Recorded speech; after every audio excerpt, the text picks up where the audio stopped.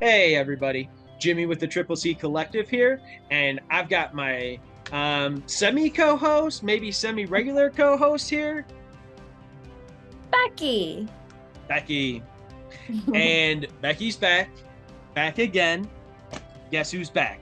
Um, wow, I've waited way too long to say that. So yeah, Becky, we are back to talk about presents. We did three lovely episodes about the Oscars and Oscar time and leading up, and I believe Timothy Chalamet we did call a stick of butter, if I recall correctly. that was a verdict we came to. Which, as an But update, I did watch. I forget the name of it already. complete unknown. Yes, I gave it a chance. I gave it a fair chance, and we don't need to talk about it because I know we're not here to talk about it, but I did not like it. So, in case the whole world was wondering. Yep. Well, you know what? I appreciate the honesty and the keeping up with it and letting us know nonetheless. Um, so today we're going to jump into a horror esque movie, a thriller more so maybe. I'm gonna also make a semi argument that it's like a backdoor serial killer movie. Interesting. We can elaborate. Oh yeah, yeah. I mean, yes, I can't wait. So before we really jump into Steven Soderbergh and David Kemp's presence here, got two questions. Now, when I met with AJ and we talked about Speak No Evil and we did that comparison, I asked him these. What does horror mean to you? And why do you love horror?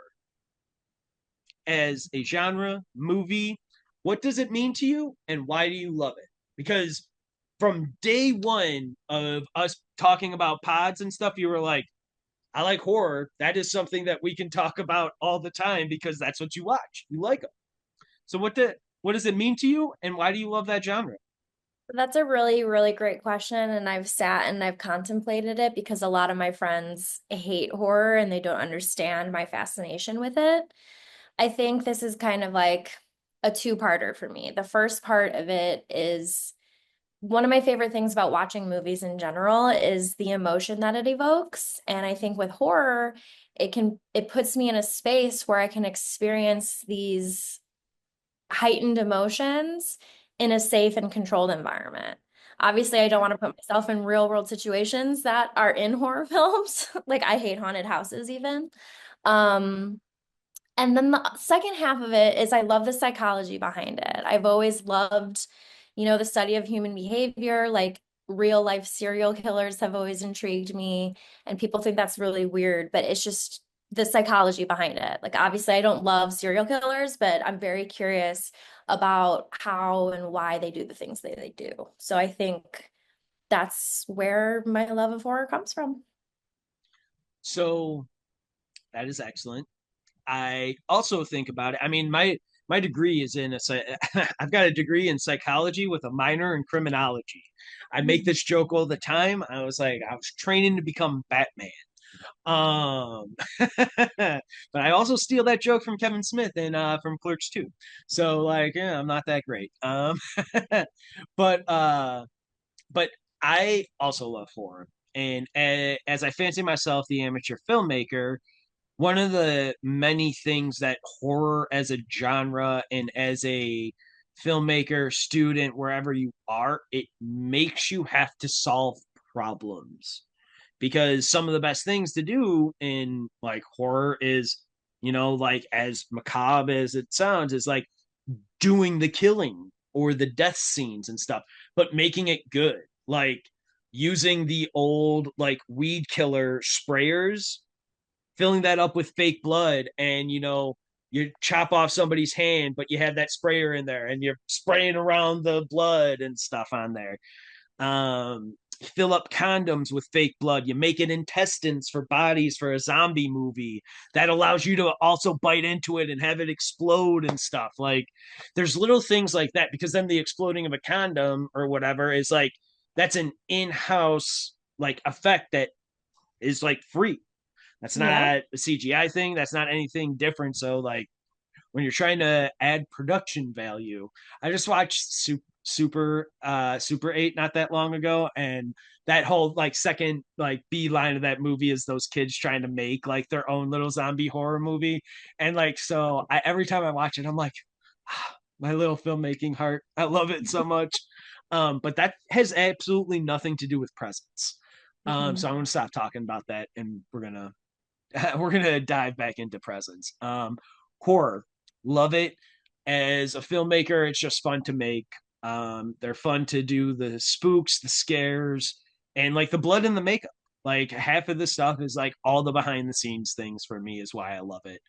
But this movie Presence was one of my most anticipated of this year. The fact that Steven Soderbergh was dropping two movies this year, both another team up of him and David Kemp. They did another movie in like 2022, and Presence and then Black Bag are their two and three of their like trilogy of movies that they were making together. And Black Bag, go see that. Great Who Done It.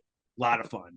Yeah, I heard it was amazing. So just again, another movie to add to the list. I've Right. got But like, and it's also different. It's different than Knives Out. We can talk about Black Bag and Who Done It's at another time because I also love Clue. That's another one of my favorite.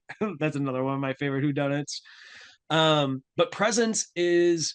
I told you I was like, it's a horror movie.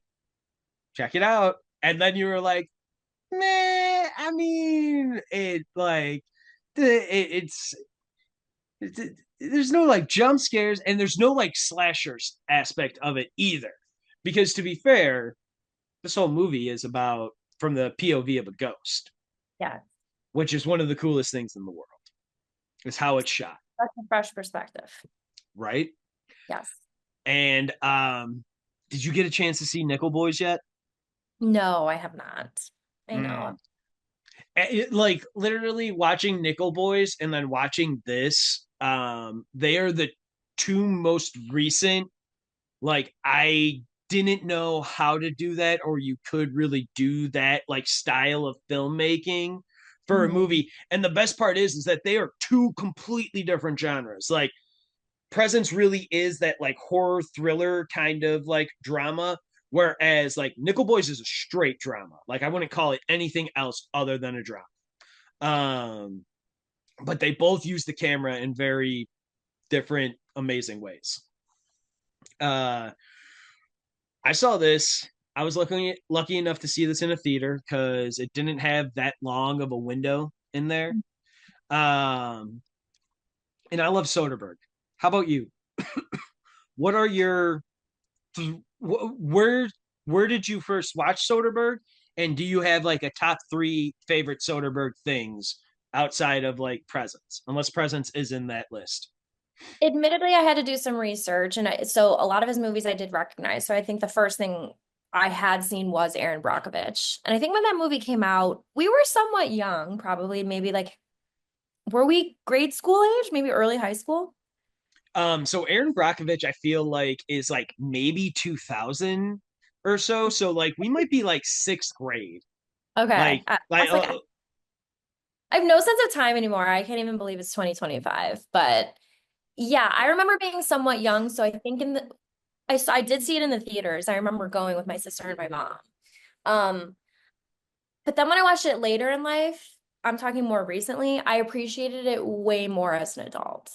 oh yeah, I loved Julia Roberts always as a child, just because Pretty Woman's probably one of my favorite movies of all time. But I remember it getting a ton of awards buzz, and I think Julia Roberts actually won the she Oscar did. for it. She Yeah, did so I would probably say that was my first and one of my favorites. I also did notice that he did the Magic Mike trilogy. because Steven Soderbergh does whatever he wants. He I love may that. It's very I, versatile. he is the best. Again, like I say, like I fancy myself as an amateur filmmaker. This guy can write his own movies, direct his own movies, and usually edits his own movies. In Love. the idea of presence, he actually doesn't write them. but he did direct it and he does cut it together and he does work the camera.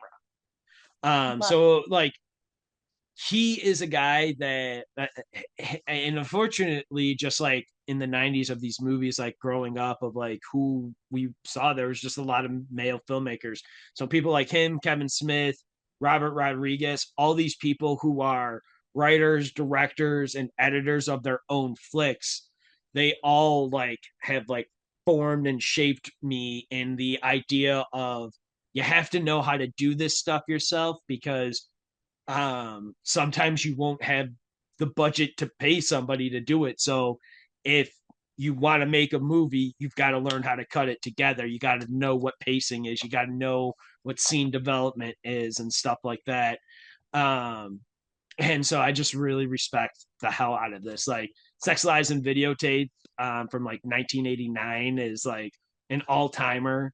And it's also like I think it's also pretty lean at like maybe 90 minutes or something too, but it's like a beautiful movie. It's messed up and like great, but like oh man. There's that. He also did Contagion. Have you ever seen that movie with I Matt Damon and Gwyneth Paltrow? Yeah, I've never seen Contagion, but Gwyneth Paltrow's face is forever burned into my memory because it was even just seeing the still frame of her like laying in the gurney is just like um I've seen bits and pieces of it. I've never seen the whole thing all the way through. And I remember being completely triggered because it just was so like synonymous with COVID. And I was like, Oh yeah. okay, so this like really happened. Cool. Yeah, I was an idiot and I watched it during like early COVID because I love to like just put myself into terrible situations where I know my anxiety is just gonna go whoa You through the are a roof. fellow masochist. Cool. Yeah, Same. yeah. Hey, welcome to the party. We meet on Mondays. um, so Presence, Steven Soderbergh, like David Kemp, as you even put in here for David Kemp, like he Yep. wrote Jurassic Park, the original Spider-Man, with Tobey Maguire. Um, this movie is just so cool. I Yeah. like the seeing it in theater experience, or the first time even watching it, I did see it in theater, but that first like 5 to 7 minutes when you're getting adjusted to how it's actually shot, of like the whipping around the house and the disorientation and stuff, like it was like one of the first times in my entire life where I was like, whoa, I gonna get motion sickness here? Because like Yep. I'm not like roller coasters, sitting in the back of a car, front of the car, like none of that has ever like bothered me for any kind of motion sickness or being on like a boat on like a lake. I've never really been on a boat on an ocean, so I don't know if it's like a lot choppier or not. But like either way, on a plane, like I've never had that, never been sick or anything like that. But I was like I heard a gurgle in my stomach, and I was like, I don't think that's good.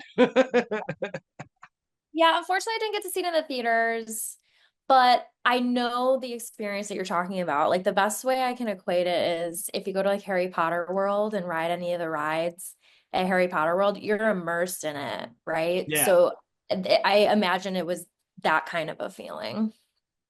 yeah. It really was. Um, as we and so breaking down this story a little bit more, um, you're fully immersed because like you're real. And one of the cool things about how it's shot is how it literally doesn't care, and it doesn't care about the like the people necessarily in the room. Like it'll casually just move from room to room, and you'll hear one conversation kind of fade out, and then another one kind of like pick up and stuff. Um, it's just so awesome. But like we have a family moving into a new house after a traumatic event. Long and short is kind of like the setup for it. And as the movie goes on, we find out that everybody's got a little skeleton in their closet, or maybe a ghost. Maybe it's not actually a skeleton. Maybe it's just a ghost hanging out, kind of peeping through the little slits. Um, yeah. Would Yeah, you I feel like what'd what you were you think gonna about the filming and stuff, and like the this beginning and the setup and everything of it? I absolutely loved it. I think even though, yes, there weren't any jump scares, it still was scary in the sense that we were aware, the main characters were not aware that something was watching them. And Yeah. that is very eerie. We're learning from context clues whether or not this ghost is malicious. And that sense of uncertainty is with you the entire time. Yeah. So I thought it was absolutely fantastic. Um, Unlike anything I've seen before, because again, I didn't see Nickel Boys. Um, yeah, period. Yeah. It's so good like that though. Because you don't know if the you're right. You don't know any kind of intention at first of the ghost. And then eventually, again, through the context clues and through how it all reacts and whatnot, to different people, different situations, you're like, all right, well, it's not trying to like hurt anyone. It is being an active, almost it is being a watchful kind of almost active participant in some cases. Um and I one of the first things in the rewatches of it that I noticed is the ghost running to what would eventually be the sister's room. Um it just like really struck me every time it was going into Chloe's room. That's the girl's name, the sister, Chloe. Um because this traumatic event we find out is Chloe's friend Nadia died. Um, and as we get a little bit further on in the story here, I'll start dropping a little bit more hints to my why I think this is a backdoor serial killer movie as well. So the first traumatic event we hear is about Nadia, which sucks. Like I like losing a friend at any point in your life, high school or not, fucking sucks. Don't wish that upon anybody. Like that's it. Like loss sucks. I don't think anybody has anything else other than like that to really say. Um, like right. It just sucks. Yeah. But And you can tell that this ghost is latching on to the sister for some reason. And our immediate thoughts is like, could this be Nadia? Could it be someone who knows Nadia? We don't know. yeah, right. What's the connection there?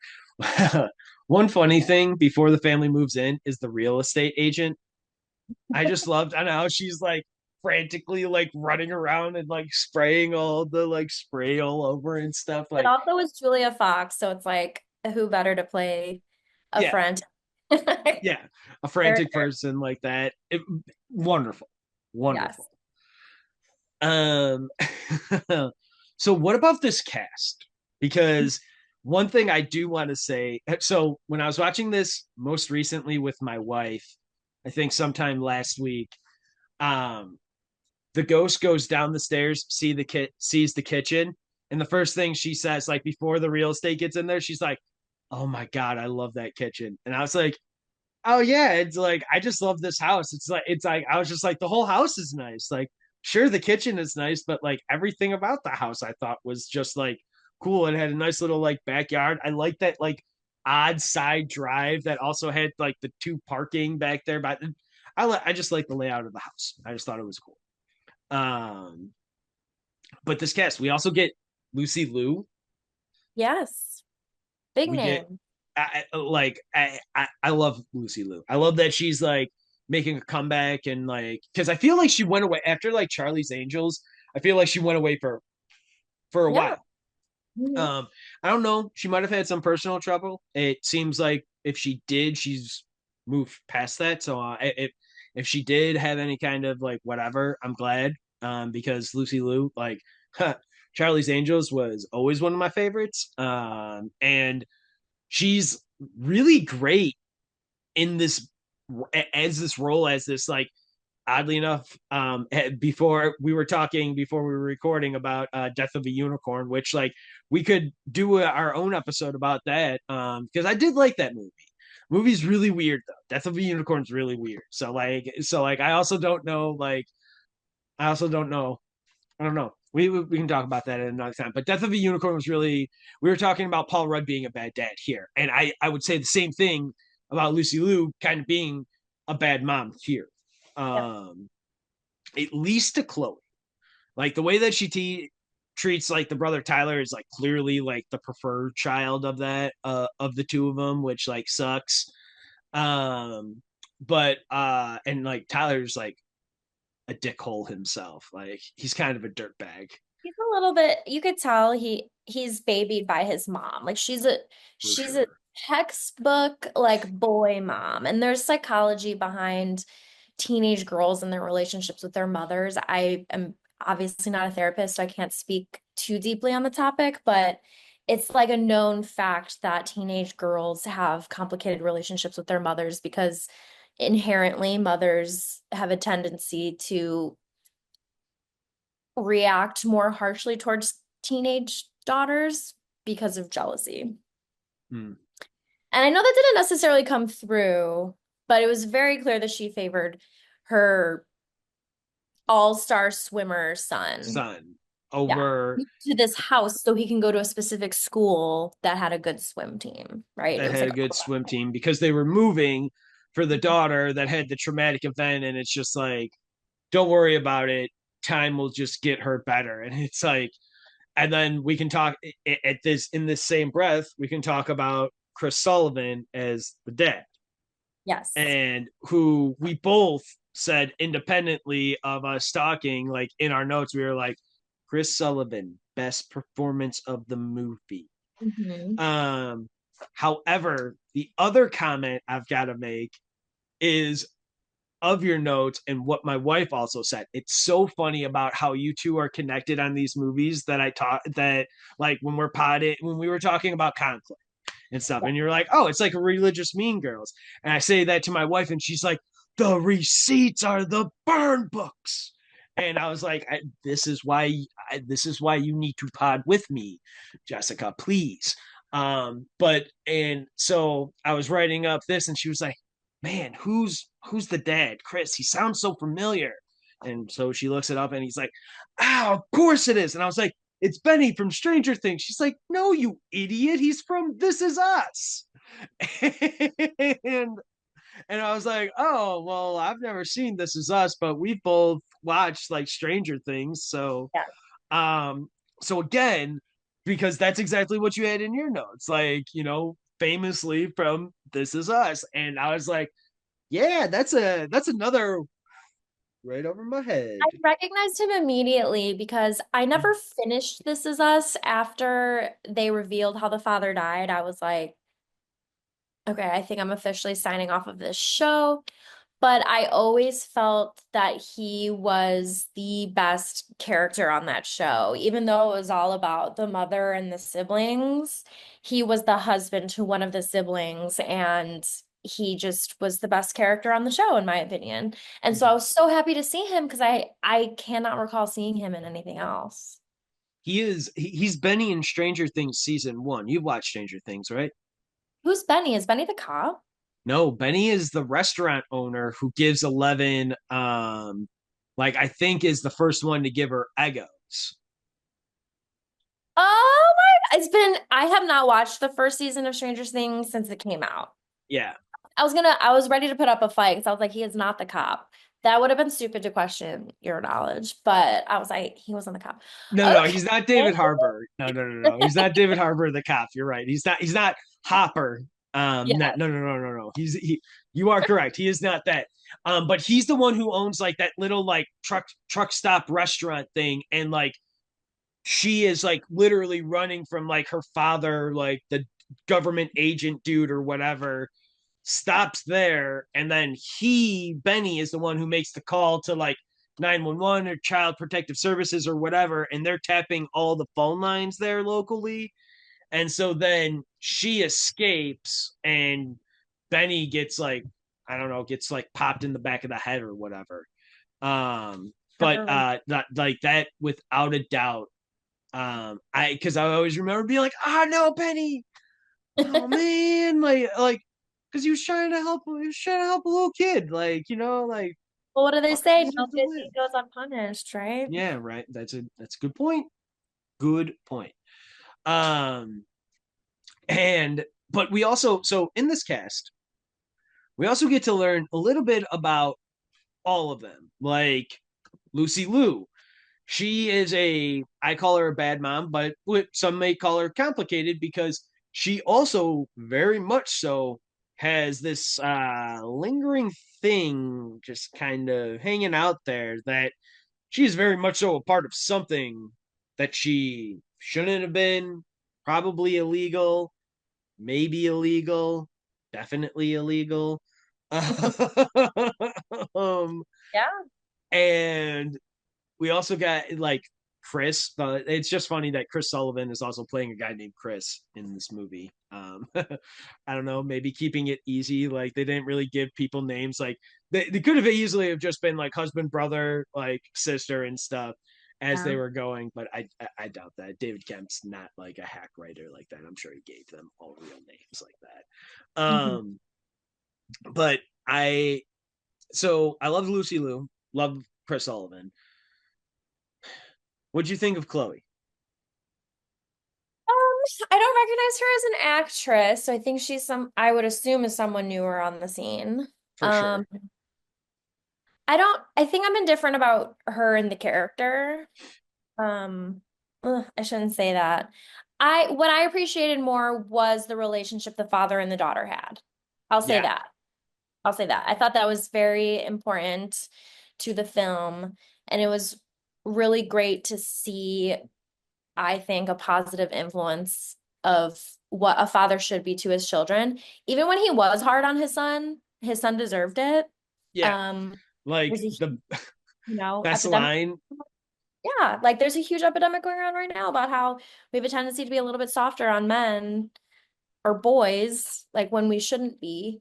Mm-hmm. So I really appreciated the dynamic between the father and the daughter. Right? Because like the dad is like he's trying to hold everybody accountable. Like Yep. he's trying to like he tells Tyler, like, Tyler's like, she's fucked in the head and shit. It's not just all of her dead friends and stuff. And he's like, there's an excellent man inside of you, Tyler. Would really love to see him sometime. And it's Yes. like that's not even just like holding like Chloe's hand and trying to just like protect her or like give her a little bit of support to try and like figure out what is really going on with her. That's just like also holding Tyler, who literally in my notes I have is a dick and does terrible things. Um, like, and then the second line I do dirtbag slash the prank on Simone. Like, and that scene, like, And he tries to like insinuate that his sister is doing more drugs than just weed. And like he's just being a brat because for once it's not about him and he's like making it about him. And the right, father just, I think that was the best way to convey disappointment without just being like, I'm disappointed in you, because that's old. That shit doesn't work anymore. right. You know? So that scene was very strong. It really was. And because I get the idea of like having that thing happen to you or having an event, a traumatic event happening to you, and then just kind of being shut down like how she is. Yeah. Like you gotta like at a certain point you gotta work through that, whether you get to like the right kind of therapy or if it's medication or a combination or even just like I don't know, going to the movies with like friends or something, like just doing something to like help get you back to that like normal, at least back to to what you would consider your normal, because for that or whatever. And And it starts to become very obvious that she's making poor decisions yeah, in her time of trying to release this the in her pain. time of healing, it basically, like, um, because I mean, I'm having somebody, whether it be a friend, family member, whether you're close with them, kind of estranged from them, haven't talked to whatever it is, like that's still messed up. Especially when especially if the death is sudden, like even if it's like semi expected, like it's still tough. It's not like easy. It might be easier to deal with or cope with it eventually, and you might be able to do that faster possibly. But I mean, to each their own. In that there's no timetable for that, and we're really, and that is something that I love as like somebody who loves psychology and stuff, is like seeing these like moments of like grief and like working through it and what that means to work through it and how different people can work through it, because you even see Lucy Liu, she's in some sort of trouble, but she's like drunkenly Yeah. talking to her son, like, Yeah. It got a little cringe. yeah, right. It was like, Yeah. Yeah. "Eee, this is weird. You made it weird, mom." Like, but yeah, and like, but that's also great because, like, again, Lucy Liu is like bringing the heat in that scene too. Like, she's really great as that, like, it's okay to do something wrong if you do it for the right reasons. And it's just like, what? Mom, is this you justifying your bad behavior? Right? I'm doing it for my family. Are Yeah. you? Because like I heard you earlier outside saying that like you're cleaned up and that you're all like matched up, because she has that one phone call when they first move in outside on like a front porch or the back porch or whatever, and she's like, I right before you see her start deleting a bunch of emails, um and she's like, well, I'm all cleaned up, I don't need to do anything, so you better not do anything either because we're good, I'm solid on my end and stuff. And like the first time watching it, I was just kind of like, all right, that's just kind of like weird, because like I'm still like adjusting from like cooling down from like the whoa, I feel like I just felt like sick, but now I'm okay. The ghost is adjusted, I'm adjusted here. And like, wait, what did mom just say? Like, what did Lucy Liu just say here? One of the masterpieces about this movie is that, obviously we all know human beings are complicated creatures, but in this movie, we get to see multiple perspectives of these humans, how they behave when they're alone and how they behave when other people are around. So we have this very unique insight into the conversations that are being had behind closed doors and also when they know they're being watched. So it's unlike anything I've ever seen, Right, period.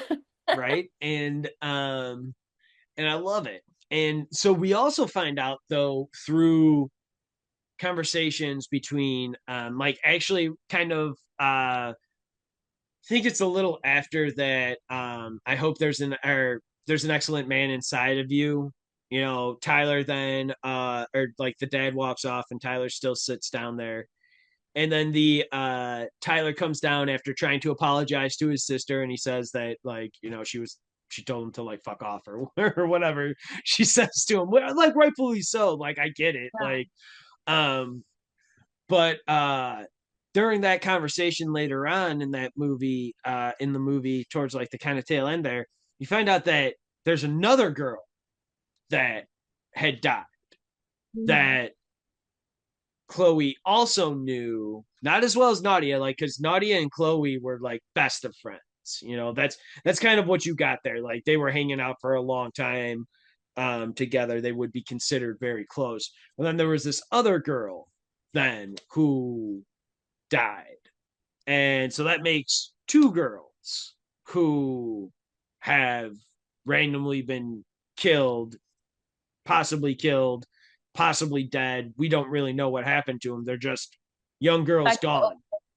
Mhm. Yeah, it's assumed that they had OD'd and stuff.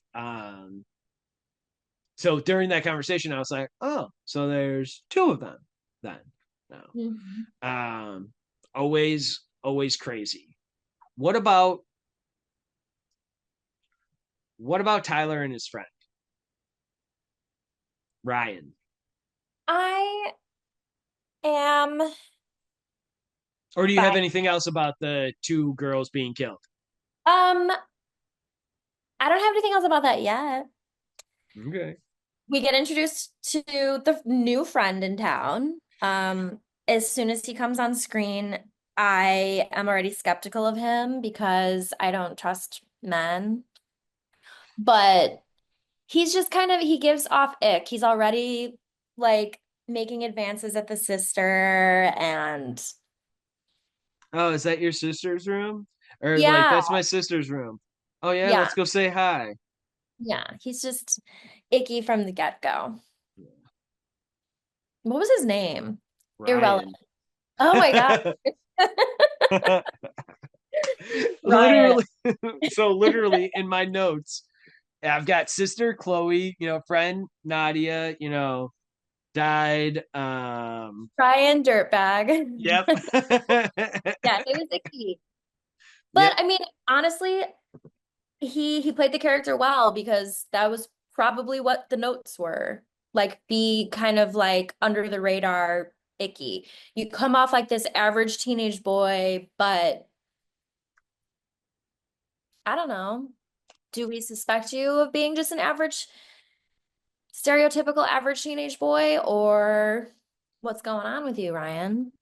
I Well, guess I we'll find. mean, when so Ryan and Chloe start developing like a relationship. Like we start seeing them like hanging out, they start, having some sex and stuff.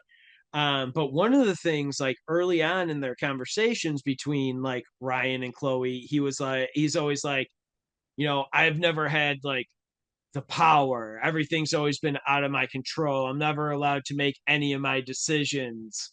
So I'm giving this to you. And when I like, yeah, even just like hearing that now, I'm like, oh, oh God, that's Possible like, emotional manipulation of a girl who's in a vulnerable situation where he knows he can take control of the situation because she is in a vulnerable state. it's, Um, uh, it's gross. I think as I was sitting and watching it as an almost 36-year-old woman, I was like, girl, you're in danger, run. But as a what, how old is she? 16, 17?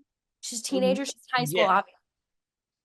I tried to put myself back into the perspective of me as a 16 or 17-year-old, and honestly, like I unfortunately probably would have fallen for it too. right. Made Like, her feel I mean, safe.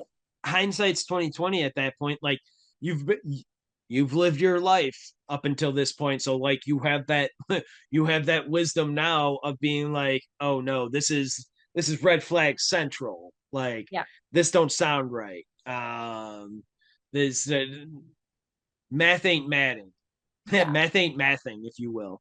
Uh, um, Here and so like yeah, everything about Ryan is just like really weird and like off from the get go.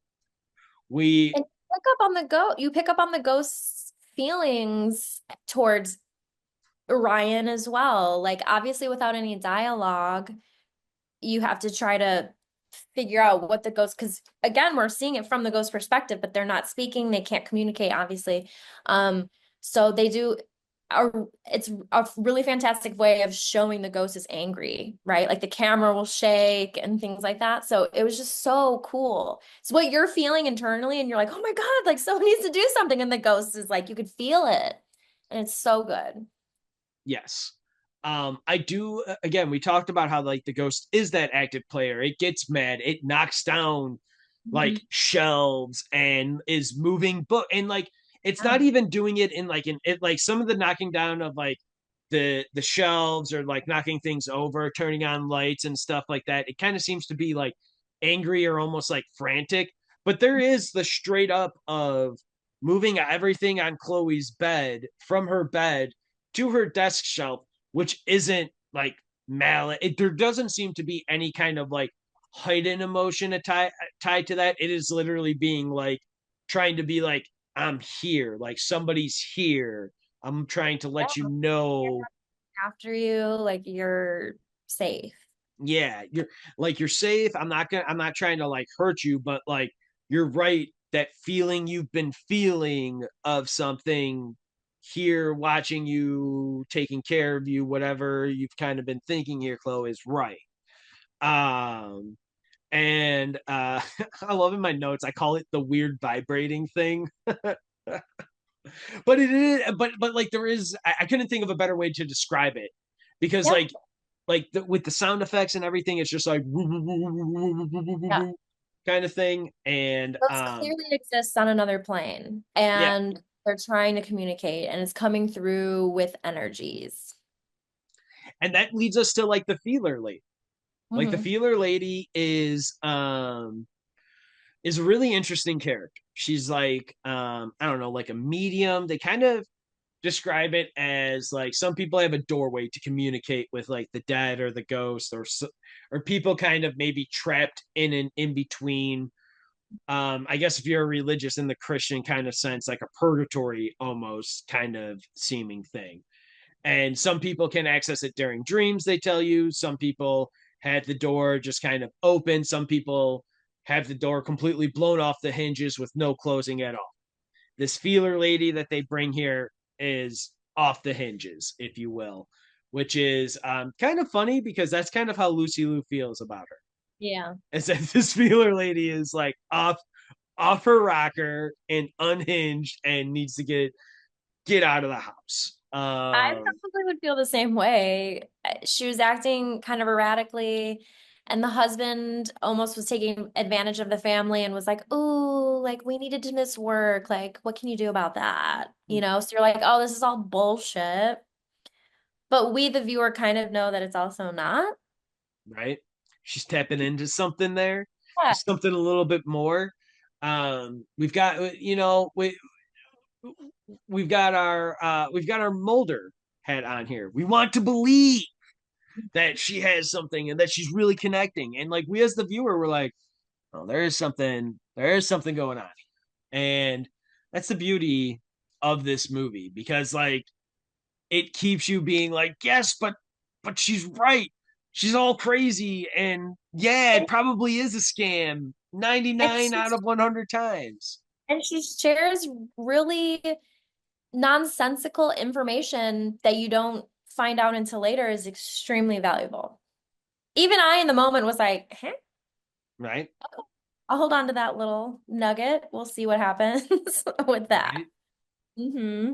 And but probably the biggest thing we get from that feeler lady is a little bit of information about the ghost itself, and how the ghost is confused, can't really tell time. It kind of feels like it's all happening at once to it. And it feels like there's something it needs to do, but it doesn't know like what to do. It's probably the biggest bits of information that will come out to play basically later on in it. And it kind of explains on why, like I commented on the beginning of it, of why the ghost goes to the sister's room right away. Um, what other? So family moves in. The brother meets Ryan. The brother pulls the prank on Simone, which is like pretty awful. It's basically like this girl almost, it seems like, being semi nude, wearing a weird shirt, kind of, or like in a compromised position that like normally she would not have been in. And this picture gets out on the internet basically, and they all start making fun of her.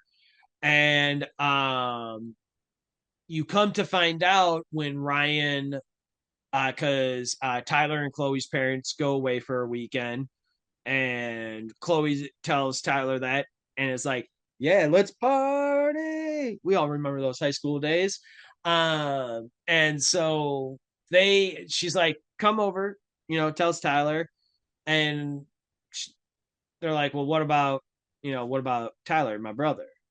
Like, what are we gonna do about him? And Ryan's like, don't worry about it. He's gonna go have an Ambien. And I remember here, like it again, the first time I was just like, oh, that's kind of weird.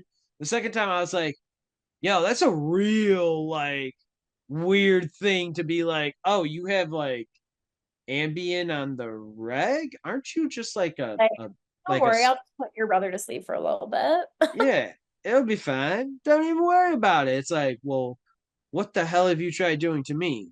Well, we have seen one spiked drink of Mhm. some kind be knocked over by the ghost and that like vibrating thing and the knocking over of the shelves and everything like that. But in this final party, then like later, like the mom is hold on, sorry about Tyler and that picture and that prank on Simone. Lucy Liu is like proud of Tyler in that moment. That's like super weird, right? Yeah, it's very weird. It was very weird. The whole scene, I remember being like, what just happened? Like, why are you applauding this man? Chloe, and like Chloe has that like nervous tick of like picking at her fingers and stuff. I mean, Chloe, her dad have the right reaction of like, what did you do? Yeah. But what I also wanted to bring up is we find out that that girl, Simone, also is killed. Like, she's also dead when Ryan it comes over and makes the drink and spikes Tyler, basically. Yeah. Puts the Ambien or whatever in there for him. He's like, oh, yeah, you know that girl, Simone? She's gone too. NBD. Yeah. So this is now three people at this school who have all been killed, died randomly, whatever. Tyler takes the drink over, takes the drink, knocks out. Then so right here, we're going to go full on. I'm going to put the spoiler warning up. I know we've kind of been spoiling the movie already, but this is like the biggest spoiler warning right now. So we're going to put the extra thing in that Colin's been making because I love those spoiler warnings that he does. So we're going to put the spoiler warning in there. We're going to have a little countdown for it. Once we come back to it, we're going to dive into the thing. And so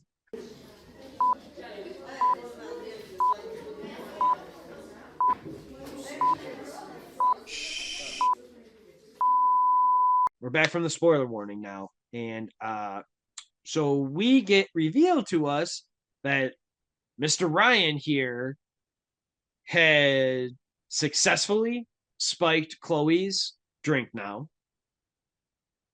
We find out that he spiked it with synthetic fentanyl and that he keeps cellophane on his person. And this is my, I guess maybe by definition, Ryan may not truly be a serial killer because I don't know if three necessarily counts it to because I believe he killed Simone too. Mhm. I like it without a doubt because it's implied that he killed Nadia, or you assume now he killed Nadia, the other girl that Nadia and Chloe knew, and then Simone. That's three known girls that Ryan had killed or allegedly would have killed. Mhm. He's about to take out a fourth in Chloe here. Like, I think this is a backdoor serial killer, Becky. I think this is a He, backdoor serial killer movie. yeah, I mean, he's definitely on his way. He made it very clear that he gets off on, controlling situations. And Right? And being a master manipulator. Oh my yeah, God. Ugh. Dude's yeah. creepy. That scene was the scene between Ryan and Chloe was very hard to watch. I Mm-hmm. I wonder how they filmed it because it was very uncomfortable to watch for an extended period of time. Yeah. And it doesn't get any easier. Like, without a doubt, these last 10, 15 minutes of this movie, you're just You're like, holding, yes, you're holding on. you're like, oh my God, no way. Like, the tension is just so cranked up to 11, going past it. And this Ghost is is frantic. Like, we know the brother's passed out. There's no one else in the house. The parents are out of town. Yeah. perfect time for a murder. Hmm. Perfect time for a murder. And like Ryan just like the one thing I will say, and it's like obviously Ryan is the villain of this movie. Like there's no doubt about it. But like if you had any questions, like they even give Ryan like the villain monologue at the end with Chloe as like um I mean this dude is just like the definition of like the A sociopath? toxic like sociopath, but like also like the toxic masculinity thing of like needing to control these women and having like no saying he has no control himself and like very clearly then projecting that onto these women trying to control them. It's and like finding these people in these emotional states. Like we don't know what Nadia was, we don't know what the unnamed girl was, but we know Simone was just humiliated Mhm. entirely on the internet and at school and stuff. So she was very, open to getting manipulated that way. Like it sucks to say, but she was very susceptible to it. Is really the word I was looking for, but I couldn't think of it. And it sucks. And the It complete sucks. heartless way that he basically was keeping her alive long enough to proclaim everything that he does to these girls. Mm-hmm. So she's very much she's aware of what's happening to her and she can hear him, Mm-hmm. but she cannot move. Right. And he's basically strangling her without actually strangling her, suffocating her. Yeah. And it was It was hard to watch. hard to Like watch. it and again, so like this is not your slasher kind of movie. This is not like a monster kind of movie in the terms of like a vampire or a werewolf or even like a leprechaun or something like that. There's no like shape of Michael Myers or crazy hand finger here. It is truly just a disturbed, messed up young man who deserves to be in jail um doing a terrible thing, and it Yeah. is messed up. I didn't even really think about it from that perspective because I'm just like, okay, in my opinion, the main character was the ghost. I was like, this is the ghost story. This isn't Chloe's story. This isn't Tyler's story. This isn't Karen's story. This damn well Mm-hmm. better not be Ryan's story. That's interesting that you say that it's like a backdoor serial killer movie. Mm-hmm. Because like because it like that once I watched it, like again, the first time I watched it, I was just like, wow, this was just so cool. And then and then like there was a month or so because we were also doing our Oscar pods then, so I wasn't trying to run back to the theater to rewatch it right away. Didn't know when I would be able to pod about it with anybody. And then it came out on video, like video on demand and stuff, and I was like, well, I'm gonna buy it because the physical copy doesn't isn't released until like June or something of this year. So I was like, I need to watch it again. So I bought it and like I started watching it again and again, and I was just like, this movie's just so good. It's like 94 minutes. Yeah. Like, so you're in and out on this movie. Like, it's just so good. You know, And it gets the point across. The edits were amazing. yeah, There's there's a lot of character development. Yes, it was very good. it really was one of the things that I loved that I didn't really notice about the ghosty kind of stuff of it is you don't really see like there's this mirror that is very prominent throughout the house. It's in like their kind of like front room, sitting room area of their house, and it's this really nice like old timey mirror. The ghost never crosses the path of that mirror throughout the entire movie. Hmm. until the very end of the movie. And I'll put up a Do we want to get there yet, though? We didn't. okay, continue. What else? Okay, before we get there, what else would you want to talk about? Come Oh, on. well, we didn't. Like, if you want to actually talk through the movie, we didn't talk about what happens. Oh, yes. Yes, you're right. You're right. You're absolutely correct. Climax of the movie. Take over because I'm like I can't drive this anymore. Take over. I mean, we finally get a break from that horrific scene, and this ghost is very clearly frantic. He's upset. The ghost is upset, does not know what to do. Very clearly is trying to communicate with Chloe, but it's not working. So runs down the stairs, manages to wake up Tyler. We don't know how, but there was a way. When there's a will, there's a way. Right. So Tyler picks up that something strange is happening. So he runs upstairs. He finds Ryan on top of Chloe and tackles him through the window. Yep. So in this sense, two more die from Ryan himself. So that would be like with Tyler being gone, because you kind of get that, because right after that horrific scene, you're right, they start moving out. Like, so if you want to talk about actually like jump scares, like that window scene is the jump scare if you think about it, because like I remember in theaters being like, "Oh fuck." Yeah. like It just was such a heightened state of emotion. And even in the moment where Tyler was like running up the stairs, you're like, holy shit, something bad is about to happen. Is he gonna walk in on her dead already? Like, what's gonna happen? And so it all happens so fast. And in the moment, you're like, okay, he fell through the first floor window, maybe he's okay. But the ghost looks down and there's no movement. Um, mhm. so it's kind of one of those moments where it's like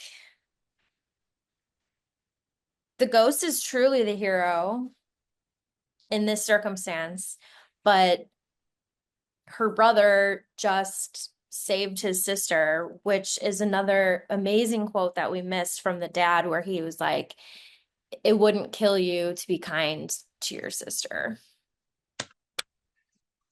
And it It did. It kind of did. did. And oh man, the movie's so good. It's Yeah. so it's so good. And Yeah. so then, as I was saying, before you properly were like, "Whoa, my guy, you're going past some of the fun stuff here. Like you're missing. Okay, we're eating the cake here, and you're missing like the frosting and the whipped cream and the cherry on top here, my guy." And you're right, like because that's awesome. Like that whole shot is just so shocking. And I also remember in like after watching it, I always remember in like the second and like third viewing of it for me, of being like, oh my God, did he get the paper off? Did he get the like cellophane off? Because in that moment, the last time we see Ryan before the ghost goes down, the cellophane and stuff is all over the nose and the mouth, and like she is suffocating, and it like she is about to die. Like we have like moments left. Or like as you get from the franticness, but oh man, and then just seeing it, you look out, and then it cuts to black, and then it's the next day, or like what I clearly time moving on, and they're moving out of the house. And as I said, the ghost we had never seen previously go past that mirror. When it's in the house by itself before people move in, even before the real estate agent at the beginning, doesn't break that plane. When the feeler lady is there in like the middle of the movie or so, does not break that plane when the feeler lady is looking at it talking about that glass. Mhm. But here, Chloe and the dad, Chris, are outside finishing up packing the car. Lucy Lou's looking out the window and then walks over to the mirror. She feels a presence. She feels the presence kind of call to her and pull her over here. And what does the presence do? Breaks the plane of that window, and who is revealed to Lucy Liu?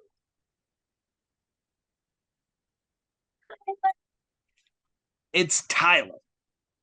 And so for me, up until this point, I really thought it was Nadia, was the ghost. Up like truly up until this point, the first time, obviously subsequent viewings, I was like, well, no, it's very much so Tyler. The feeler lady kind of tells you like doesn't know what's happening time wise, and it's kind of all over the place and stuff. So like, Past, present, or the future. right. And so it's very much so then like that's the reveal. That's supposed to give you the final like knowing that this was Tyler the entire time. And since it's Tyler's ghost who protects his sister in his sister's room, it's why the ghost goes there. In my opinion, why the ghost goes there right away and always kind of resets almost in the room. Like there's a bunch of times where like where we'll see the ghost downstairs, it'll cut to black. The next thing we wake up to or whatever with the ghost is the ghost being in Chloe's Closet. closet again. And yeah, so And, even the scene, like everything just came rushing to me. In the moment where you see his face in the mirror, like literal immediate goosebumps, I immediately started bawling because in that moment, everything just made sense. Because I too also was like, okay, yeah, it's Nadia. She's trying to protect her friend from what happened to her. Um, mm-hmm, but then you start to question it 'cause you're like, oh, is that too easy? But then you're like, oh, no. But then all the context clues with the medium lady and everything starts to make sense. And the ghost is the hero, but the ghost is Tyler. mm-hmm. Um, and he seemingly at the end, it seems like he gets released.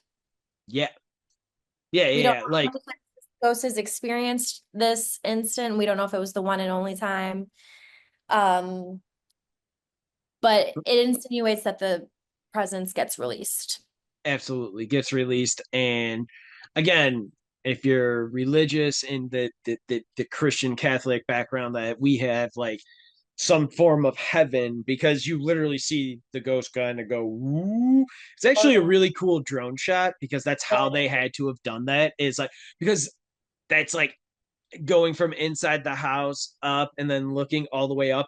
Like that's too fluid. It's not like there's no crane in the world that you would be able to fit through the front of that Yeah. house to be able to then get that high up as well and not like destroy it.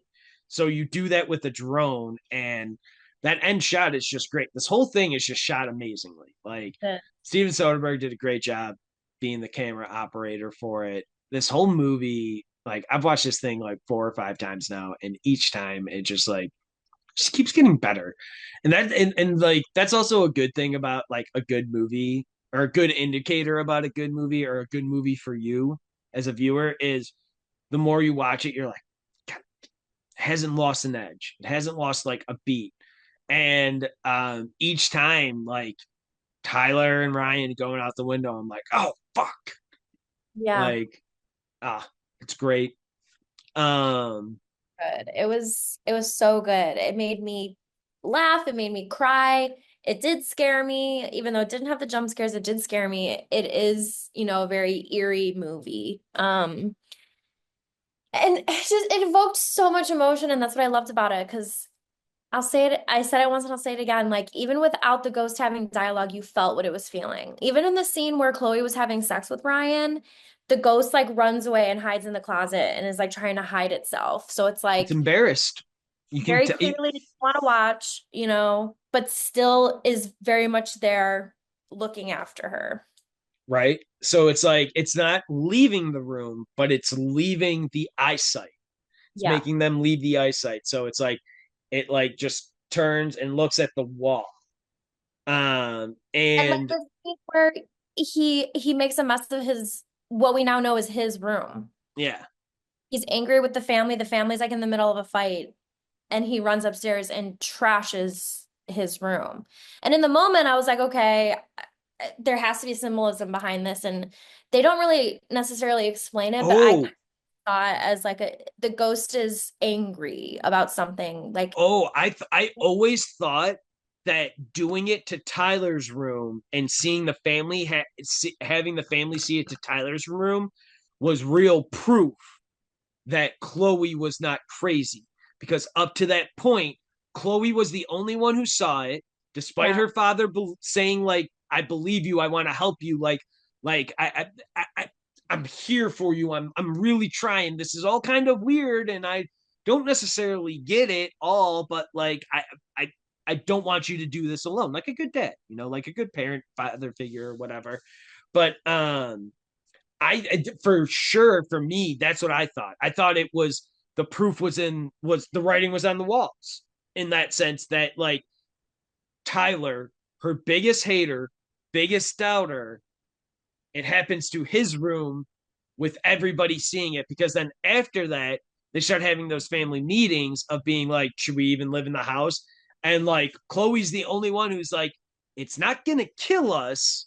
It was yeah, literally kind of just proving the point that it's really here yeah. and that there's something else going on. We really needed the Ghostbusters, but we didn't have them. Maybe there was any kind of symbolism behind the fact that the ghost chose Tyler's room. To All destroy it. the, all the activity was happening in Chloe's room until that moment. Right.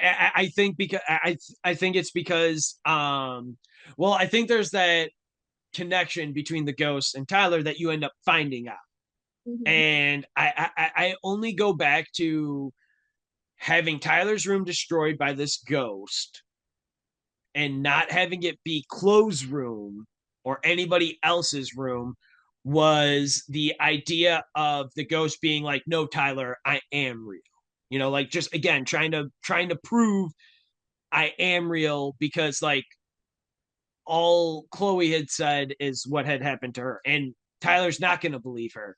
But if Tyler He sees could have his like own, knocked over the fucking clock or something in the living room, though. He ran upstairs. yeah, I eventually, obviously in the moment, I was like, okay, go off, ghost. Like Tyler sucks. Destroy his room. But after it was revealed that Tyler was the ghost, I was like, it some sort of internal frustration that he's dead and it's like unfair to him. I don't know. That they don't that make it very clear. I guess it's open to interpretation. I mean, I guess then in that sense, that's an interesting comment to be about his own frustration, because then that he could be destroying his room in his own frustration of being like, I had the opportunity here to believe my sister and end this, and possibly maybe the ghost then feeling like I could then still really be alive had I listened to her, had we taken her seriously about this, and we started thinking about why somebody would be here trying to do these things. But instead, I am selfishly just worried about myself, worried about all of my awards and where I am going in the future. And where you are going is to destruction, my guy. I'm very Interesting. curious if there's any like perspective on that from either the writer or the director because that might be left to interpretation because the medium does say that the ghost is not aware of who they are. Right. So I don't know. I just found it interesting that they chose Tyler's room. Yeah. Hmm. Yeah. So I Oh, love man. it. Right. It's so good. That's why movies are the best. Um, so we've broken it down. Do you have anything else we should call out? Any secondhand thoughts or anything about Presence, Steven Soderbergh, the way that it was shot, anything To like round that? it, yeah, just like round it up. I add like a what worked and what didn't section, and what worked was basically everything, right? The Yeah, filming, writing, the acting, the ending. I did not see it coming. right, What didn't work is me nitpicking, where I mentioned that it was just heavily marketed as this horror movie, and it was like a different version of horror. There right. were it's like a scary context, but it was more of like a thriller drama. It was more melancholy. Yeah. I still like it wasn't until like the third or fourth watch where I was like, is this a backdoor serial killer movie? And so I had to pose it in this pod, and I still think it kind of is. It's like Yeah.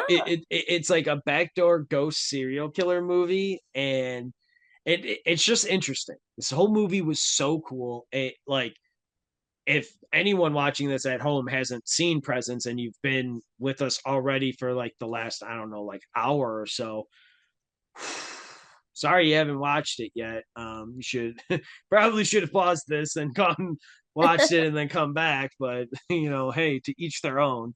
But Presence, great movie. Again, it's like 94 minutes long. It is you're in and out. It is so good. It's just like we've talked about trying to get movies like under 2 hours again, and like I don't know. Well, like you talked about like plot and character development and stuff, and like I really felt by the end of this movie like we knew who these people were. Like, do we know the exact like thing that happened to Lucy Liu? No, like whatever problem she had isn't completely spelled out. But like we get a lot of really great moments, like when they're leaving for that vacation, where he's like, "I could have gotten out, but I Hmm. decided to stay." So, like, let me help you with whatever's going on. We're a team. I could have left and I didn't, through the good times and the bad, thick and thin, all of that kind of stuff. So, like, I don't know. This movie was great. I'm so glad you watched it and that you liked it as well. Um, So far, one of my favorites of 2025, and I know that's saying a lot since it's only April, and I genuinely haven't made it to the movies as much as I would like to admit, but so far it has been a standout for me. so I've got to double check this just for posterity's sake.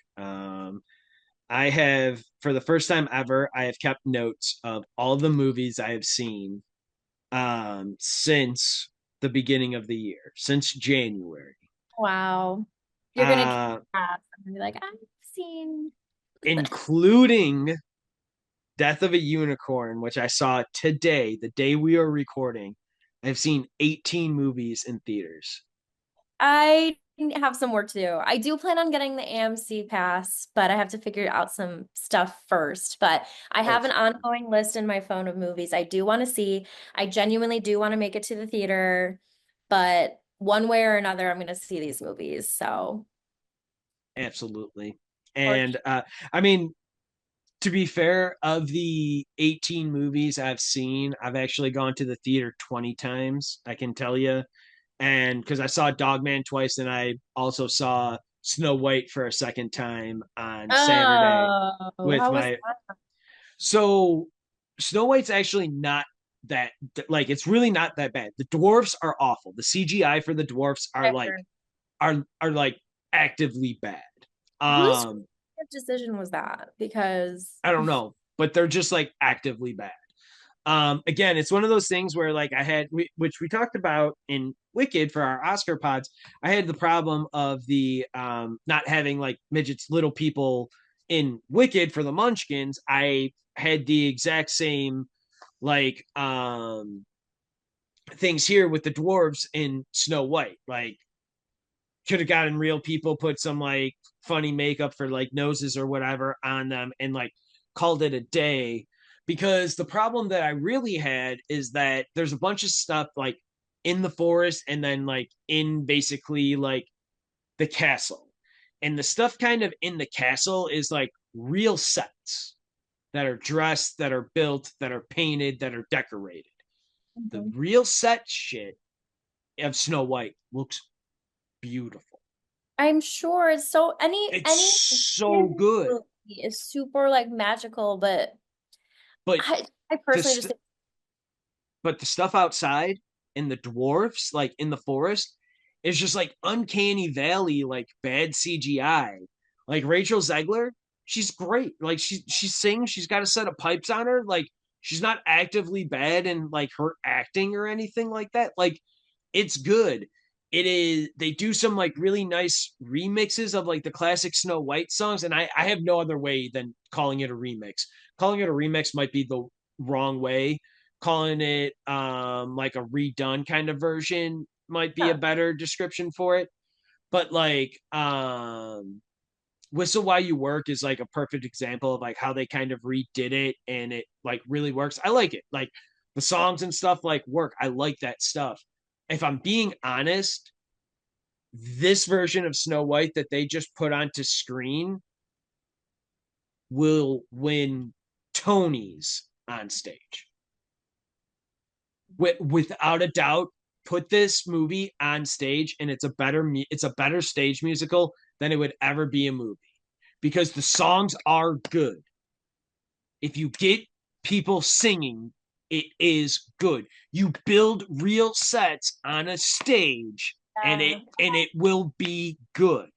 The I get problem you. is that for whatever reason they decided to throw a bunch of money at CGI, which a bunch of company like films do for like big budget movies, and instead of putting movie into like true set and putting money into like true set design with like carpenters and like the Itasca workers and stuff like that, and like the painters, the engineers, and the electricians, and like having people really build it, and then using CGI to enhance it on like the fringes or little things in the background, Yeah. like Like that's what you want. That's I can't speak for all people. Some people might watch Snow White and be like, "That's the I want to become a digital artist now."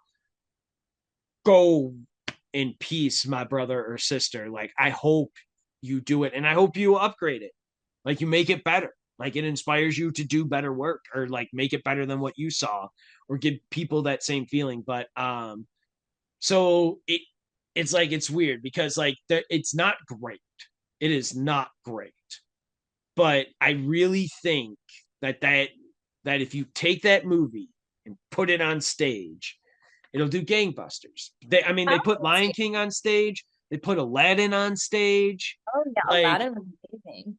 yeah. So like Mhm. I'm telling you that like if we find out in 10 years that Snow White goes to like Broadway or something, I will bet it is a version of this movie that goes because I I would go guarantee see it. and like I've seen it twice, and I kind of felt it after the first time, and I didn't tell anyone that.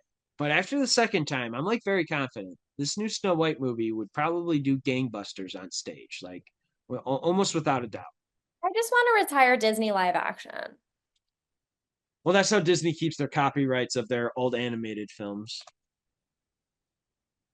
I don't like That's any live action film. None of them. um, I liked Alice in Wonderland, the first one with Tim Burton and Johnny Depp. It's fine. I liked it because have you watched the original Alice in Wonderland in a while? That's not really a Disney live action though. It's kind of like an adaptation of the Okay. original. You know what I'm saying? I mean, it is. It Disney produced it, so I only say Disney produced it and all of that stuff because Disney is doing the live action adaptation so that they can keep the copyright going longer for those original animated movies and now have a copyright for the live action ones and Well, that probably one was based more off of the book though, right? Not the right. Disney movie. Um Like Through the Looking Glass? Through the Looking Glass the sequel to it is probably more based off the book. You're right. Okay. Because Disney didn't really ever make, I don't think they made a second Alice in Wonderland unless they did a weird direct to DVD one, but I don't think they ever did a Through the Looking Glass. I think there's because that book is also adaptable by other people because there was like a made for TV version of Yeah. Alice in Wonderland and Through the Looking Glass that had like the Jim Henson almost like Teenage Mutant Ninja Turtle type puppet of like the White Rabbit and things like that for it.